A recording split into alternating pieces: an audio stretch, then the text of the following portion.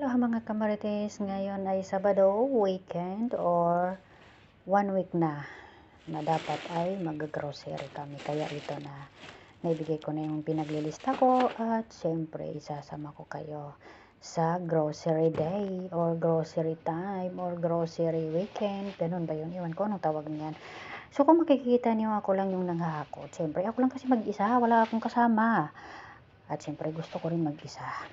Kung ikaw ba naman ay may kasama tapos hindi mo pa kasundo at traidor pa at tamad pa, mas tamad pa sa iyo, ay nako, wag na.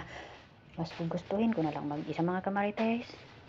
Tayo na nga mga kamarites, nanghakot ako ng pinag-grocery ng aking mga amo. Every week, every Saturday ay naglilista ako ng pang-grocery. Lalo na pag may pasok yung mga bata kinabukasan. Pero hindi naman sila yung pumupunta sa grocery. Ino-order lang nila sa talabat. Kung baga sa atin ay mga Grab or Food Panda, ganun ba yun? Iwan ko. Basta ganun sila mag-grocery. Kasi one time kasi na nag-grocery kami kasama ang mga bata. Ang hirap mag-grocery. Maraming nakakalimutan dahil sa kakulitan ng aking mga alaga.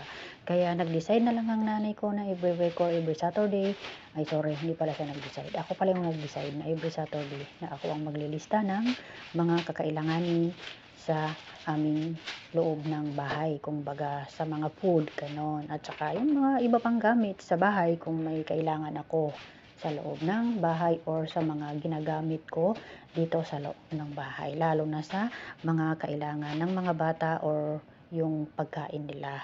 At lalo na pag may pasok kasi kailangan nila magbaon. Siyempre, isa na din doon yung aking mga pangangailangan. Nililista ko rin doon at swerte lang kung kunin nila at swerte din kung hindi nila kunin. Yun lang talaga yun. At ayun na nga, ina-arrange ko lang dyan. Kailangan ko talagang ilagay sa freezer yung dapat na nasa freezer. At kailangan ko rin ilagay yung nasa fridge yung dapat na nasa fridge. O gano'n na nga. At syempre, hindi mawala talaga sa mga listahan ko yung mga fruits. Kasi halos araw-araw naghahingi sa akin yung mga alaga ko ng kahit anong fruits. Basta fruits na mayroon sa aming bahay or sa freezer namin or sa ref namin. Ganun nga. Ay naku, ay nakita ko na naman yung aking favorite dumplings. Oy, charot. At hindi naman sa akin yan, kaysa mga alaga ko yung tatlo. Mayroon naman dyan dumplings na yung parang kung tawagin sa atin na ay empanada, yung design or style niya. Pero kasi yung masarap yung pinakita ko sa inyo, pabilog, parang syupaw yung pagkabilog niya. Kaya ganun kasarap. Oo. Oh, 'di ba? Tsaka spices pa. Spices din yung dumplings na mayroon diyan sa freezer na mayroon nga alang flavor na ano, na tawag nito yung kimchi. Kaya parang nagsawa na ako doon kasi halos ako na yung kumakain, ako na yung makakaubos doon. Sa fruits pala ay minsan hindi aabot talaga ng weeks or 5 days yung fruits, mauubos na yan agad-agad kasi halos minsan umagahan nila, minsan tanghalian, minsan pang dinner pa nila. Pinapapak talaga nila. Mahihilig sa fruits yung mga alaga ko, lalo na pag strawberry at banana, talagang kahiligan nila yan. At saka yung sa grapes naman, nilalagay ko yan sa freezer kasi yun ang gusto ng panganay kong alaga, kaya ganon. Pero yung pangalawa, hindi siya masyadong mahilig sa fruits. Minsan lang talaga siya nagre-request ng apple. Naging guys na yung Ayaw kamarites. na fruits yung orange. Ito kasi baon to ng mga alaga ko kasi may pasok na bukas. Kaya mga biskwit. Syempre corsan or karwason. Ito favorite ng panganay ko. Panganay pala nila, hindi ko panganay. Syempre panghugas ng plato. Charot. At mayroon pa dito pala para sa mga baon-baon nila. Kailangan ko to ma-budget hanggang 1 week. Kasi ito pag hindi ko to na-budget hanggang 1 week, ay naku, I don't know na. Sa akin na yun. Kaya ako yung magbo-budget nito. Kung baga every day maglagay ako diyan ng mga dalawang klaseng biscuit at saka dalawang klaseng chocolate, pero iba-iba sa everyday. As in, hindi naman iba-iba. Kumbaga ngayon, naglagay ako ng ibang chocolate. Tapos kinabukasan ay ibang chocolate na naman. Ganoon. At syempre, kailangan kasi may sandwich silang ganito. Kumbaga, sliced bread na sunog. O hindi, nagluluto pala ako ng ano. Oo. Ng putumaya. Ay. Nangamoy na siya. Bahala kayo. And then, syempre, sa bawang sibuyas ay dito. Hala, hindi ako nakalista ng kamote. At least may kamote pa naman ako.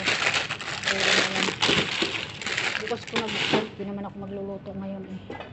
At yun sa mga tissue naman ay syempre dito yung mga tissue. Ay, kailangan ko pang i-arrange yan.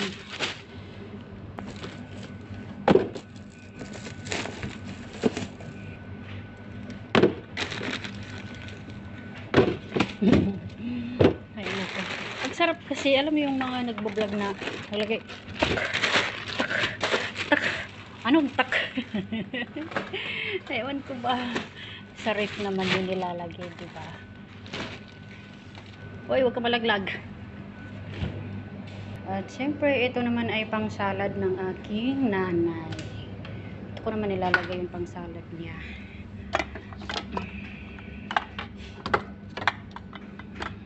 Meron pa pala ito. Eh, meron pa pala, oh.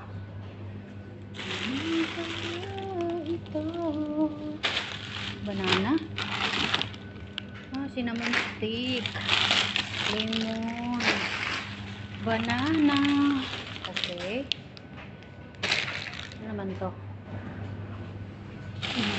Diba? Kahit hindi ko nilista, binili na. Daw nilang naman nilista ko. Wow. Sana all na lang. Pampasira ng ano, pampasira ng kamay. Ito sara, grabe ang bango nito sa ano, sa CR. Sobrang bango niya, pabango yan. Panglinis din. At syempre itlog ilagay sa ref.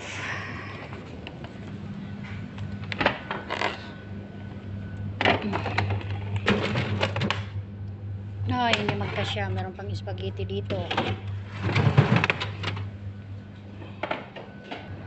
At ayun na nga mga kamarites. Ay naku, tapos ko na ma-arrange yung iba. At dahil sinamahan niyo ako, thank you. Thank you for watching. Bye-bye.